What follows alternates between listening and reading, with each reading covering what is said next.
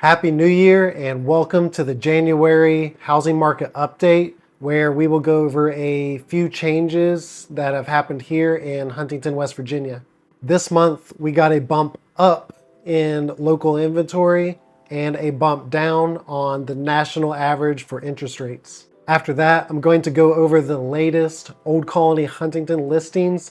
That way you have a better understanding of what homes are out there waiting their next owners. Real quick, my name is Justin Dickey, and I'm a real estate agent here in the Huntington, West Virginia area. But more importantly, I'm a lifelong resident of this charming city. If you are considering a move to or from the area, I would love the opportunity to earn your business. So please give me a call or an email to start a conversation to see if I'm the right fit for your needs. If you have watched any of my previous market updates, you know that I like to get through them. So here we go. First up, let's take a peek at the number of available houses there are in the Huntington market. So month over month, the 90-day average for available homes for purchase is up to 149 from the previous 140 homes reported last month. I had been saying that I was expecting this number to kind of plateau and start to dwindle a little bit. However, that proves to not be the case. When we look at the combined information for days on market and what's happening with interest rates, we may be able to gather why the number of available homes has actually went up.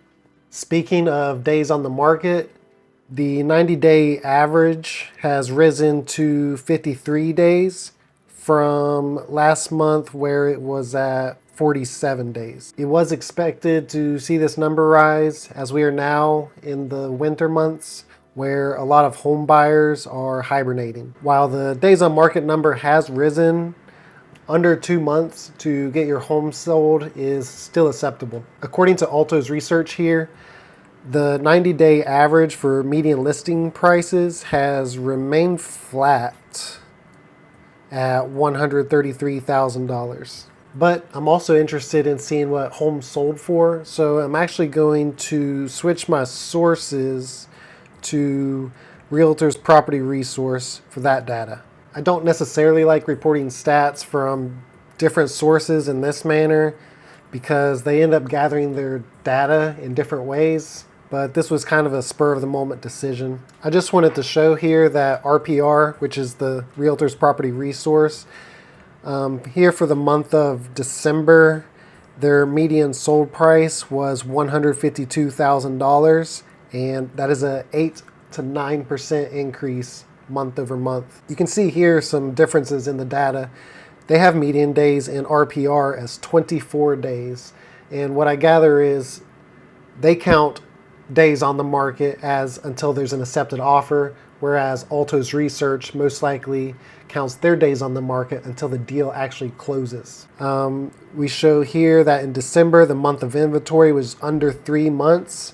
That means it is leaning towards a seller's market and they have more of the negotiation powers. And then here, list to sold price came in at under 94%. I think this is kind of low. I'd much rather see 98%. This means that realtors and sellers are more confident in their pricing structure, in their pricing strategy rather. I've got some good news for those that are concerned about interest rates, and that's because the national average for a 30-year fixed mortgage actually took a little dip month over month. According to Freddie Mac here, the interest rates finished at 6.66% the week ending January 11th. Whereas in my last video, the average was sitting at 7.29%. For comparison purposes, Zillow reports that the 30-year fixed mortgage rates are down to 6.21%. This downtick in interest rates may have unlocked a little more housing inventory, with home sellers feeling a little more optimistic about going into the new year. Also, the Federal Reserve came out and said they're anticipating 3 rate cuts throughout the year of 2024. The future looks bright for many. Fingers crossed. One final thought about the reduction of interest rates is how the news around them may end up being tied to the presidential elections. I don't anticipate the cuts to be massive, but I could see them occurring periodically as we get closer to election day. Cuts in the cost of borrowing money should stimulate the economy just enough to where the general public feels hopeful about the presidential election and the next 4 years ahead of us. I'd like to round out this video with a rapid look at the latest listings from Old Colony Realtors here at the Huntington office.